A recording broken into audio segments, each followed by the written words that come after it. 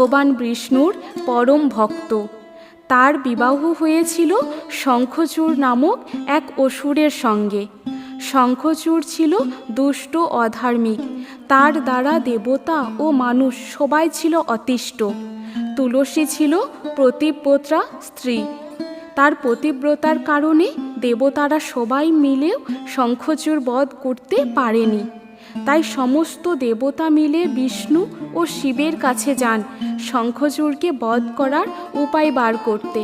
তখন ভগবান বিষ্ণু শঙ্খচূড়ের রূপ ধারণ করে তুলসী দেবীর কাছে যান এবং তুলসীর পবিত্রতা নষ্ট হয়ে যায়, যার ফলে শঙ্খচূড়ের ক্ষমতা শেষ হয়ে যায় এবং শিব শঙ্খচূড়কে বধ করেন। যখন তুলসী দেবী সবটা বুঝতে পারেন তখন তিনি বিষ্ণুকে পাথর হয়ে ওঠার অভিশাপ দেন।